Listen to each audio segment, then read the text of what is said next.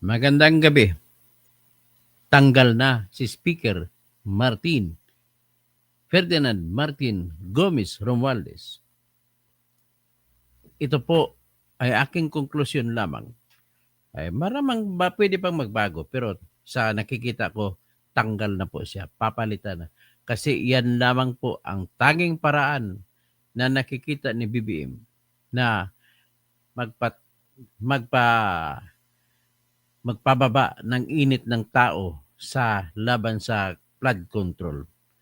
Yan po ang ating nakikita ngayon.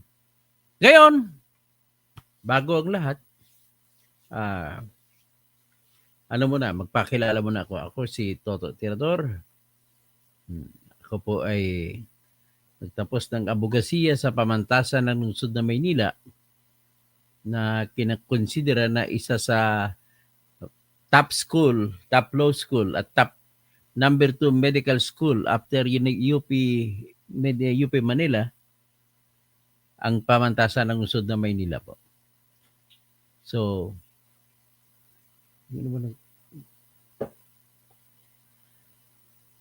tapos, ang ating pag-usapan ay napakalaking pagbabago po ito sa Pilipinas. Malaki, kahit papano. Although, magaling ang advisor ni Bongbong Marcos ngayon.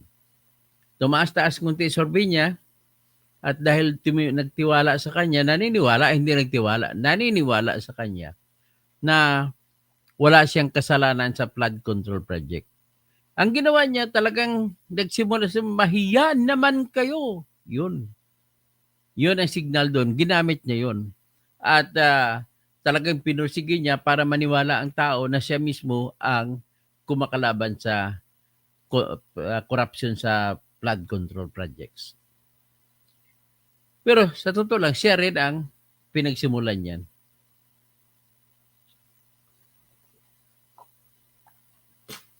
Siya naman kasi pumirma ng budget eh.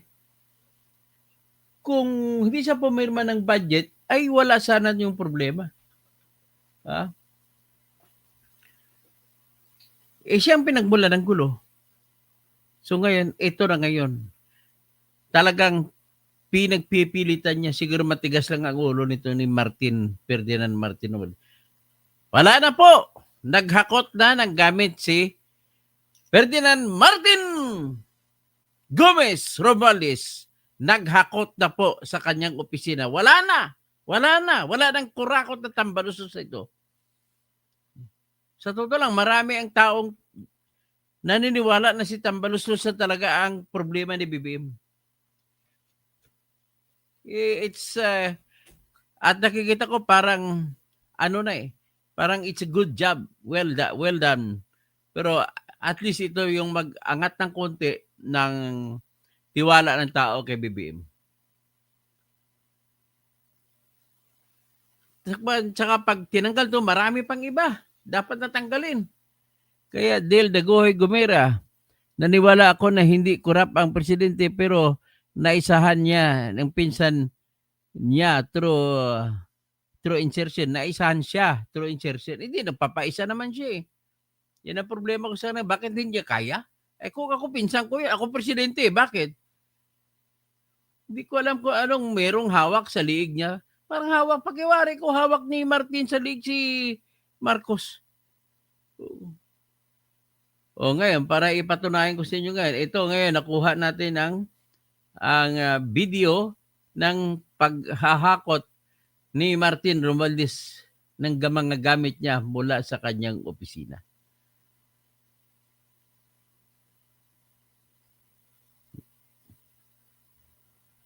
Ito po yung paghakot niya. Yan, hinahakot ang gamit. Hinahakot na mga gamit. Mga steel cabinet na may lamang pera. Hinahakot na ang mga gamit ni Tambaluslos. Goodbye, Martin! Martin, ikaw ang pinakakurakot na speaker na nangyari sa Pilipinas. Obra ka. Akalain mo, let us trace back the history.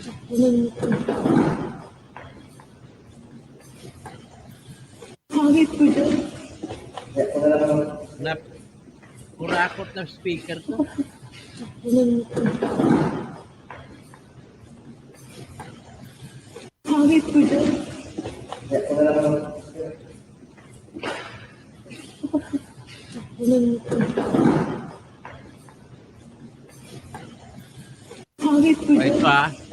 Ito habang pinapanood nyo habang pinapanood nyo itong paghakot, ay magsasalita ako.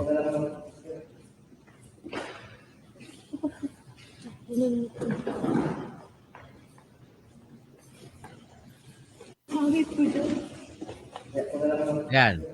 Habang pinapanood nyo sa salita po ako. Lorito Borja, gandang umaga, alas 12 na. Lorito Borja, Andrea Gueco, watching from Singapore, Noni Salis.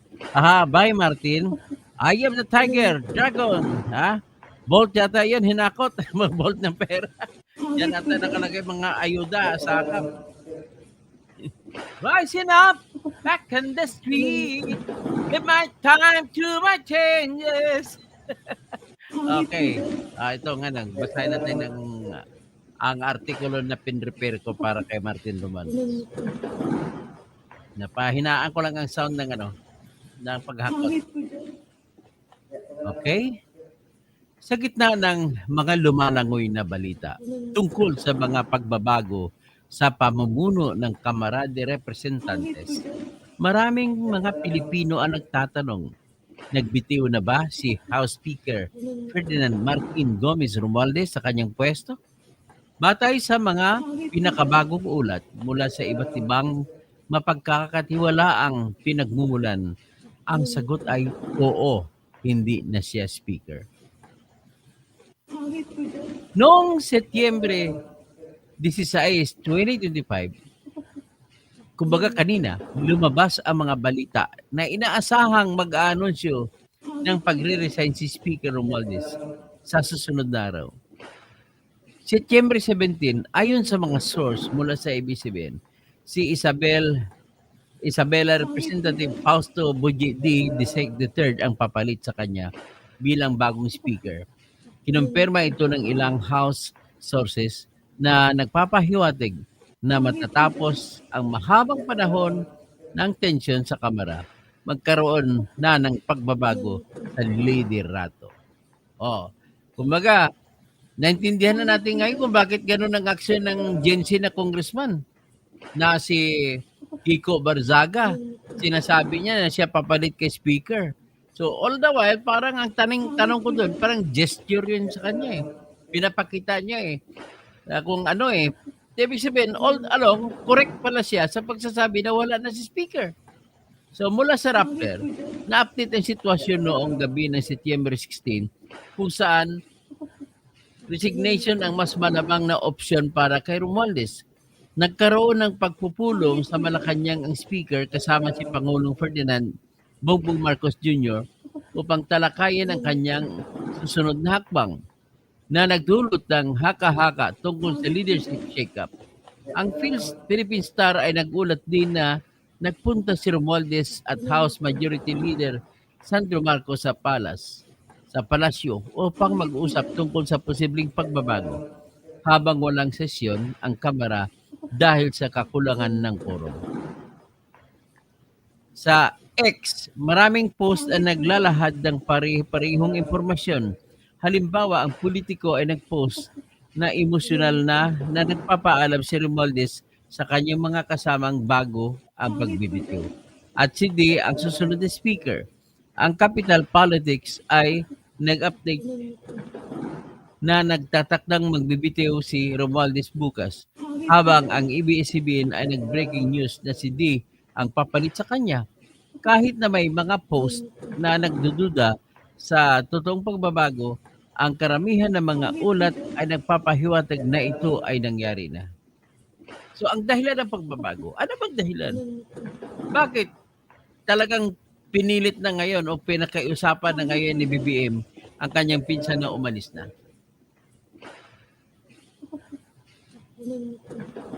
Ang pagbitiw ni Romualdez ay nauugnay sa pinaka-controversial at pinakamasamang budget na 2025 kung saan may mga aligasyon ng irregularidad, may mga insertion, may panghinalaan na konektado sa kanya at sa iba pang mga blankong budget at iba pang mababatas tulad ni Representative Saldico. Dapat bitayin dito, gilitan din ng liig to si Saldico. Ang mga investigasyon sa Kamara at Senado tungkol sa mga proyekto ng flood control at corruption ay nagdulot ng pressure sa administrasyon ni Pangulong Marcos. Bagamat na-re-elect si Romualdez noong Hulyo 2025 bilang Speaker ng 20th Congress, ang mga kamakailang pangyayari kabilang ang impeachment trial ni Vice President Sara Duterte at ang hindi magandang resulta ng midterm elections ay nagdulot ng hindi pagkasundo sa loob ng koalisyon. Ayon sa mga source, may agreement pa noong Setyembre 14 na nanatili si Romualdez. Ngunit nagbago ito dahil sa mga lumalabas na ebidensya ng corruption. Si D, isang dating gobernador ng Isabela, ay itinuturing na malapit kay Romualdez at sa palas. Kaya maaring ito ang smooth transition upang mapanatili ang kontrol ng administrasyon. Ano ang susunod? Habang naghihintay ng official na anunsyo mamaya, ang pagbibitiw ni Romualdez ay maaari magdulot ng higit pang pagbabago sa Kamara. Maraming netizens ang nag-react mula sa tuwa hanggat sa pagdududa na ito ay simpleng rearrangement lamang ng upuan. Mahalagang sundan ang mga susunod na araw upang makikita kung magkakaroon ng totoong pagbabago sa pamamahala ng gobyerno at kung paano ito makaapekto sa mga issue tulad ng budget at impeachment proceedings. Sa ngayon, malinaw na hindi na si Speaker Romualdez ang namamahala sa Kamara. Nangyari ng pagbabago, matagal ng hintay ng ilang sektor. Payag ba kayo dyan? Hanggang alis-alis na lang ba? Payag ba kayo dyan? No! Kung ako tanongin na yan, no! Mas gusto ko na tanggalin parusahan siya, kasuhan siya. Kasi siya po ang pinagmulan nitong bastos na budget. Kung hindi dahil sa kanya, hindi nagkaroon nito mga singit-singit. 'Di ba? Tama ba ako, Argo? Si Dale Daguhoy Gomera, naniwala ako hindi corrupt. Okay. So, I am the Tiger Noisales. Bye-bye Martin. Andrea Gueco watching from Singapore. Lorilito Borja. Abisja. Bote naman. Pastor Rodi Rabi, good morning. Hilario Francisco Molieda. Kasalanan yan ni Argo. Maruja Rabon. Magdiwang na kaya na si Barsaga. Pastor Rodi Rabi, panalo na naman ang kabutihan, nabawasan ng kahikan ng isang yung tambalusos na napakakurakot na tao. Hilario Francisco Molieda, si Argo Spy yan. Ganun ba si Argo Spy? Rodi Rabi, very good news, tambalusos is out. So, Abisja, sana palitan din lahat ng mga deputy. Tapos si Marilyn Bundok, Cassandra Daisy, meow, meow, meow. Saludo tayo kay Congressman Barsaga. Meow, meow, meow. Special ka talaga dahil ang mga ordinary congressman ang mga magnanakaw. Ito naman, nakasunod na natin. Dapat kasuhan si Martin.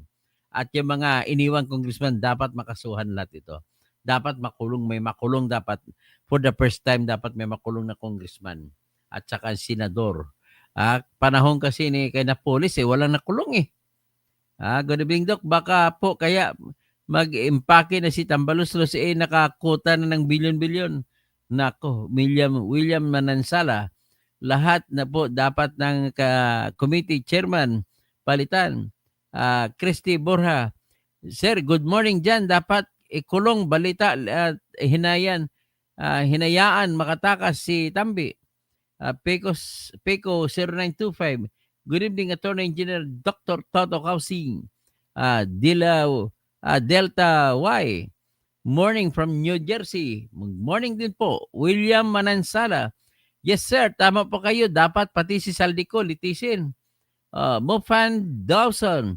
Dapat may makulong attorney. Dapat nga. Argo Hilario.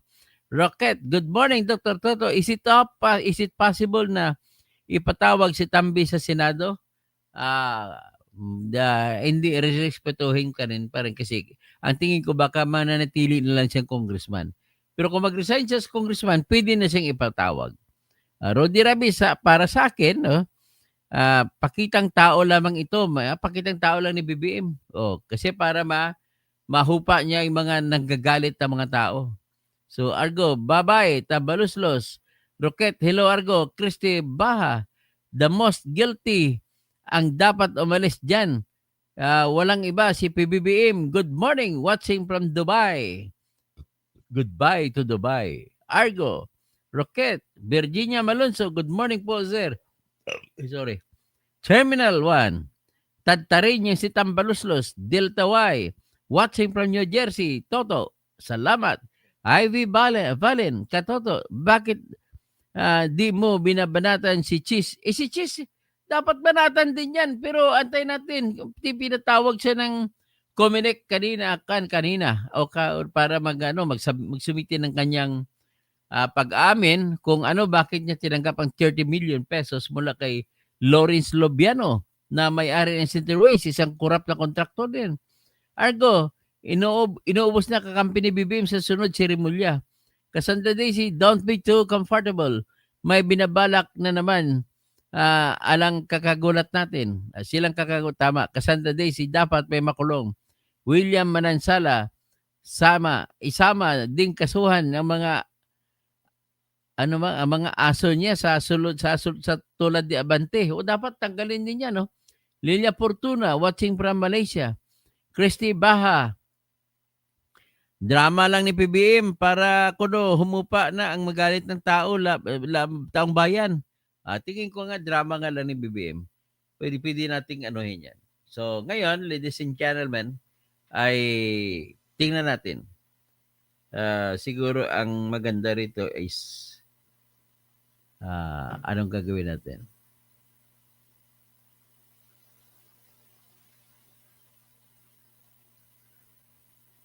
Maghanap tayo ng ibang ano. So anyway, ang expectation ko po, dapat matuloy-tuloy ng kaso, dapat kasuhan din siyang source. Alam ko siyang bagman. Ibig sabihin ng bagman, siya po ang tumanggap. Ang bagman niya ay si Saldico. Lahat ng kinuha ni Saldico sa lahat ng kontraktor, ibibigay kay Tambaluslos. Kasi sila ang pinakamarami naglagay. Sila pala member ng small group. Yung lahat ng small group dyan, dapat katayin. Si Dalipi, na hindi na congressman ngayon. Si Nonoy Libanan, ano tawag nito? Minority, hindi ka minority, nakipagkutsabahan ka naman kay Tambaluslos. Tapos si Stella Kiambao. Stella Kimbo, isa rin sa kwan, at saka si Saldico, sila mga member ng small committee. So Edgar Nacion, Dr. Toto, tapos Henry Gertos, Dr. Toto, rock and roll, kanta ka, Southern Man by Neil Young.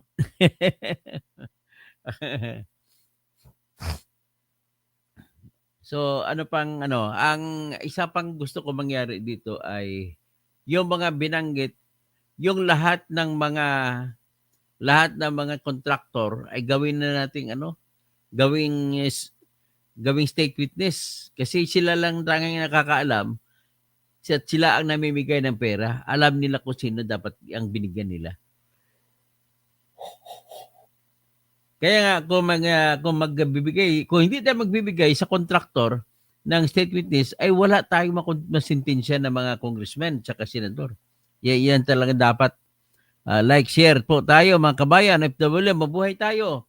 Paki-share nyo po para marami ng komunidad natin Mamaya baka 100,000 na ang membership ko, subscription ko, maganda mag-celebrate ako.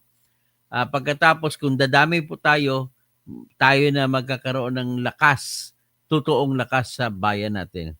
'Di ba? Ivy Balen, buti pa si Vlogcaster, lahat sila binabanatan, ganun ang walang pinakinikilingan, katoto, ganun ang walang payroll. Wala rin ako sa payroll.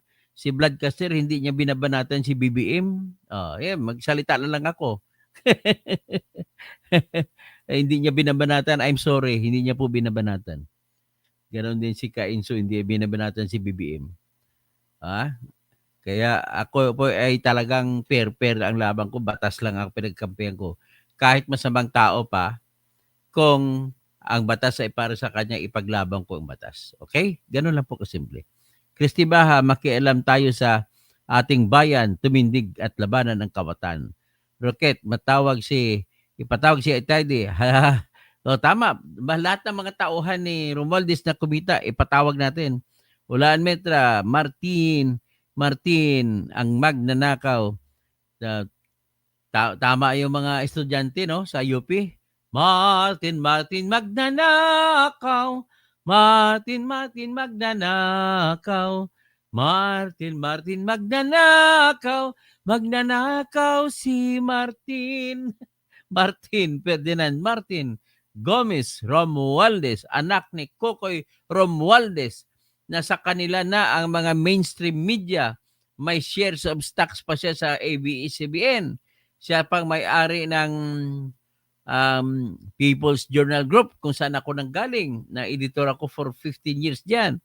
At siya rin ang may-ari ngayon ng Manila Standard today. At sila rin ang may-ari ng Inquirer. Nako.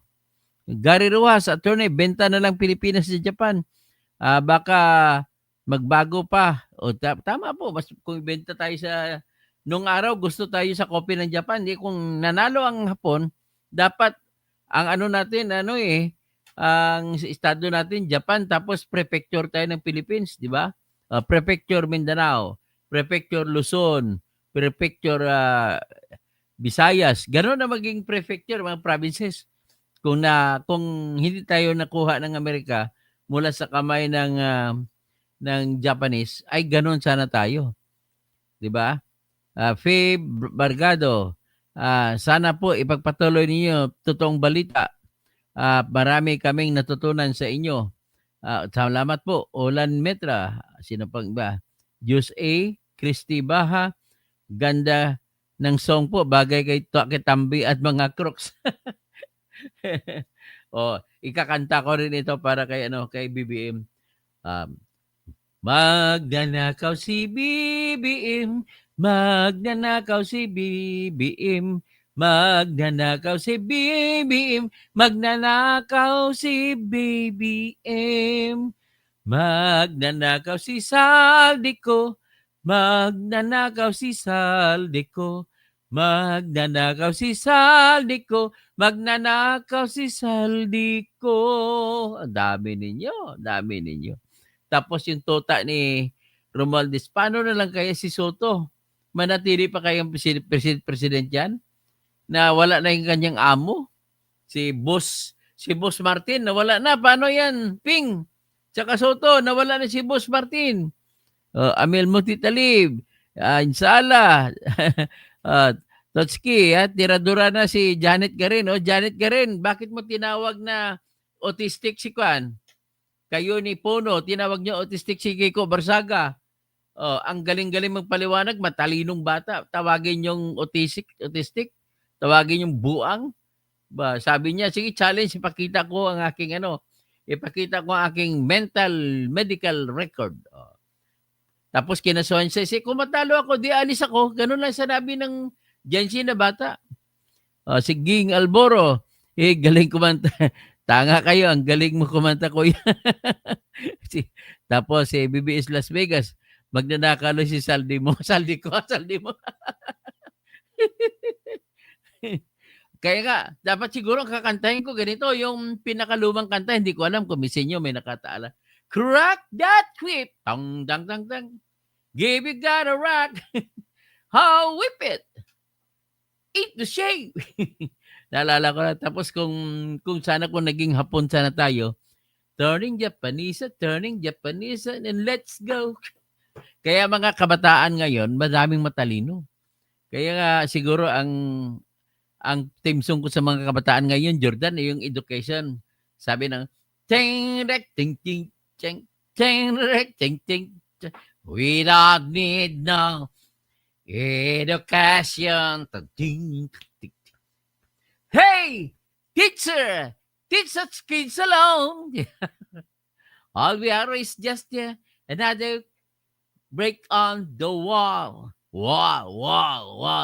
Break on the wall na si Martin Romualdez. William Manansala, tanggalin na rin si Barbero. Wala na si speaker. Di na siya speaker. Ni speaker. Barbers, wala ka ng who will you speak for? Wala na si Barbers. Paano?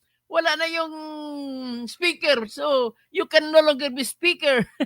Abi Valin, paano pala katuto yung mga pamamasyal si Sara taong bayan pala ang gumagastos. Hindi, sinabi niya sa hearing kanina ni Sara, sarili niya sa bulsa nang galing ang ginastos sa pagbiyahe.